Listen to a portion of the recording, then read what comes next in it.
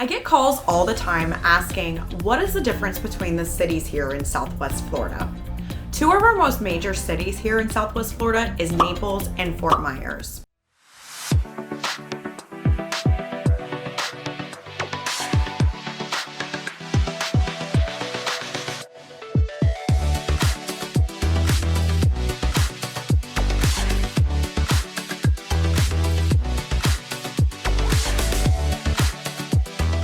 Both of these cities are located along the Gulf Coast of Florida and are about 45 minutes apart. They're both close to major interstates, as well as only being 3 hours, maybe a little over, to Orlando, under 3 hours to Tampa, to Miami, and you're about a 6 to 7 hour drive out of the state of Florida. Florida being a very long state as it is. So Fort Myers does have an international airport. It's actually in the middle of being expanded now. It's about a 5-year project. So when you do a search for airport, you're gonna look up RSW if you're looking in the airport websites. We do have a Punta Gorda airport. Punta Gorda is located about 45 minutes north to Fort Myers, potentially about an hour and 15 to an hour and 30 from Naples, depending on where you're at. Naples is gonna be the most southern area here, as well as Goodland and Marco Island. Those are gonna be your most southern point here on the west coast of Florida. As you go north, you'll end up hitting Bonita Springs, Estero, Fort Myers, expanding into North Fort Myers. Cape Coral is a little off to the west, and you have Lehigh, Alva, and La Belle expanding into the east. I always get asked, what is the weather like in Florida? Well, it's hot. Right now we're coming into our nice time of the year. Nice time of the year is considered our seasonal time. We're looking at January, February, March, and April. April starts to get a little warmer again. Here in the middle of November as well as December is our really nice time of the year. We're creeping into our winter months. We really don't have much of a change. You know, our trees stay green, our beaches stay beautiful, and our sun is still shining. We will have some occasional cold fronts come through. This year happens to be a colder year for us. Some years are a little warmer. We are considered a tropical environment. The funny thing is we rarely do get above 100 degrees. We do average over 57 inches of rainfall annually. Most of that does happen though during our summer months. We usually do get what's called our morning showers or maybe our afternoon showers. Sometimes they range for 5 minutes and sometimes they range for longer, being like an hour or so. It just depends. I think my favorite part about summertime is probably our nighttime thunderstorms. If you're looking for good sleep, that's where you're gonna find it. In January, our average temperature is about 65 degrees versus our summer months like August is about 83 degrees. If you're looking for somewhere that's tropical and warm weather most of the year, South Florida is definitely your best bet. All right, so I wanted to show you here the median sales price. You can see here that the blue is in Lee County, orange is in Collier County, and this goes over the last year.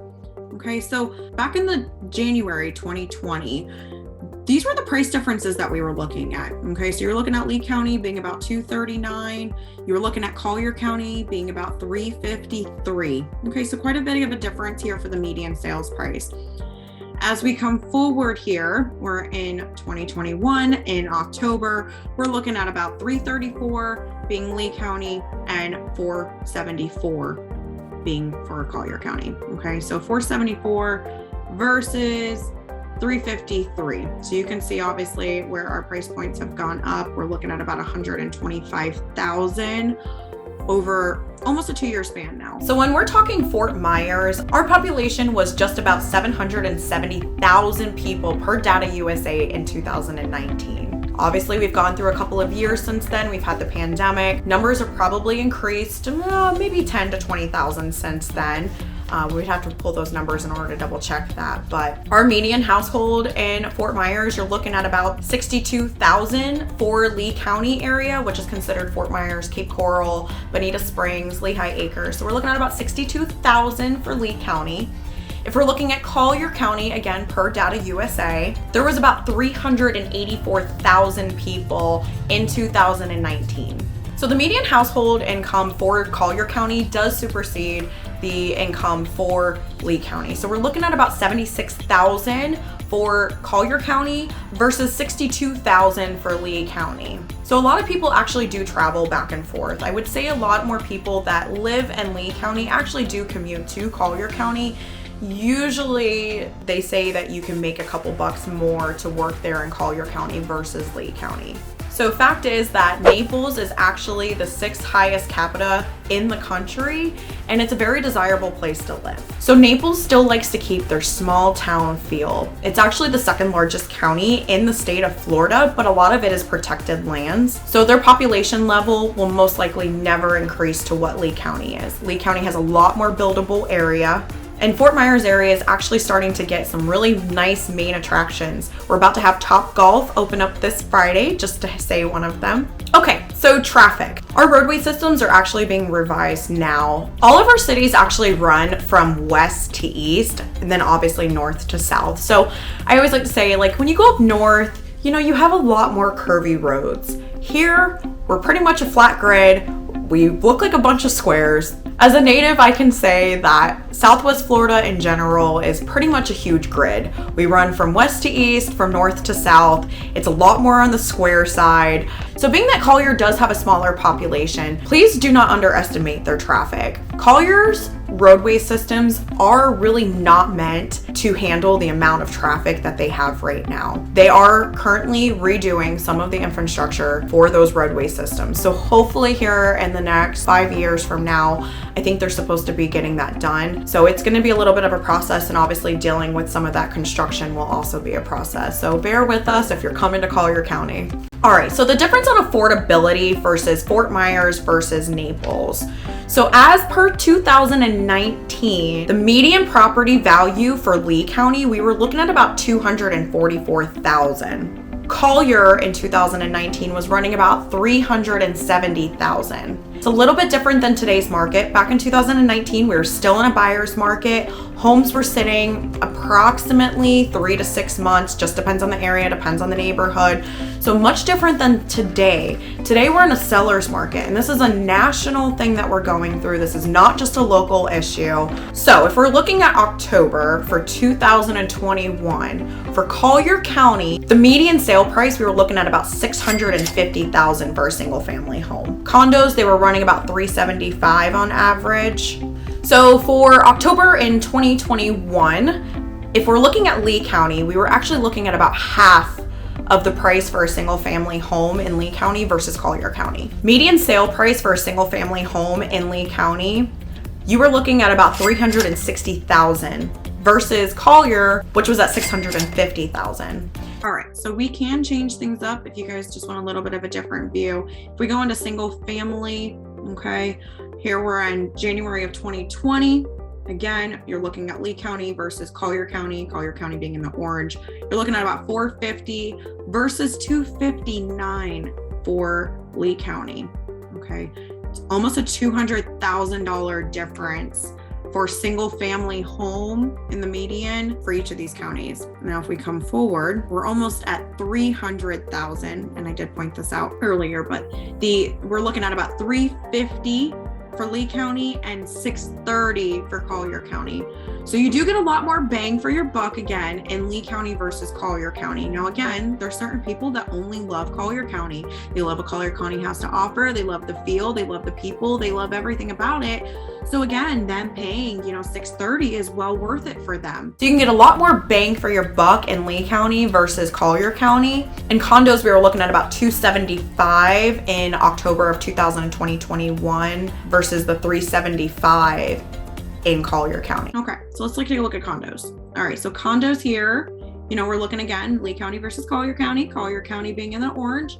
We're looking at about $282,000 for Collier County versus $200,000 for Lee County. Okay, so not too much of a difference, just like in single families. Okay, so single families have a much bigger gap. Here again, we're looking at Lee County versus Collier County. We're looking at about $100,000 difference to live in Collier County versus Lee County. Okay, so again, there's a lot of good pros for each of these counties.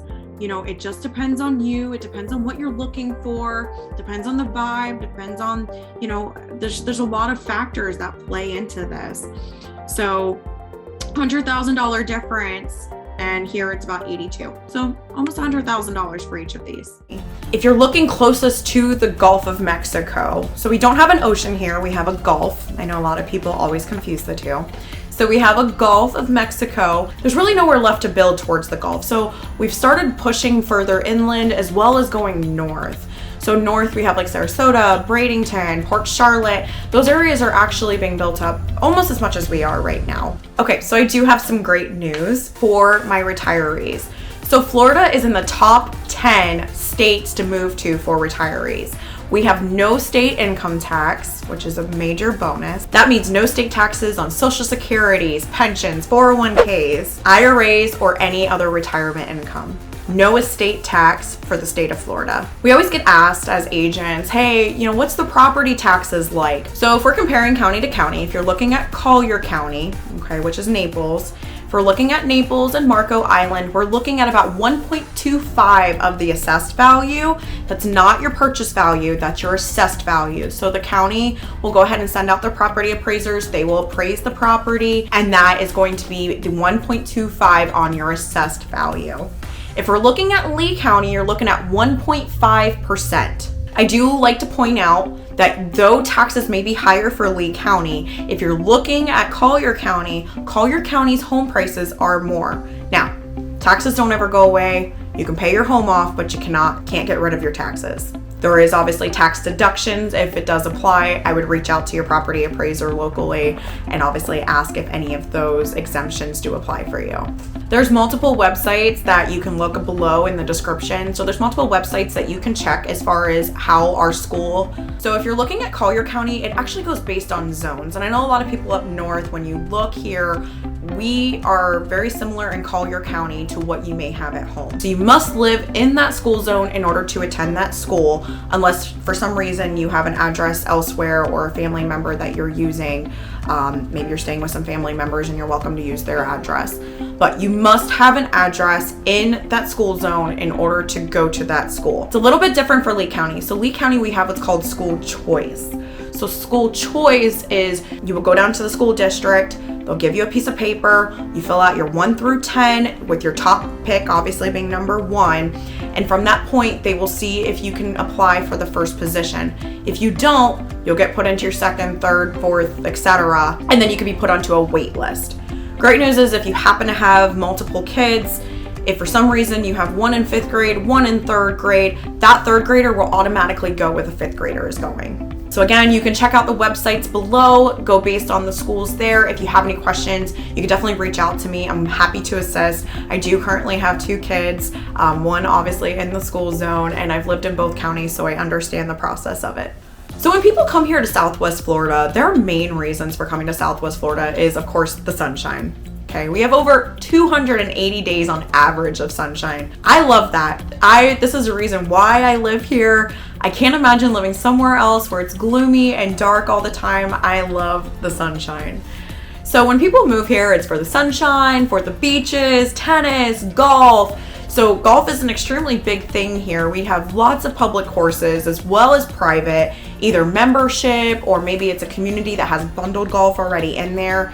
If you don't know the difference on there, reach out. I'll be happy to explain the differences between the two, or you can catch my video on that. Naples does boast the 2nd most holes per capita than any other community in the country. I kind of just want to touch a little bit on the recreational or activities that we do have in each of the counties. So if you go to Collier County can be very seasonal. It's a lot more 2nd and 3rd homes versus working class in Lee County. Collier County itself, you have downtown Naples, you have the pier, you have Mercado, which is located off of 41. We have the Naples Zoo, you have the Coastland Center Mall. They are currently planning some great things located out towards Golden Gate, which is towards the east side of the Naples area.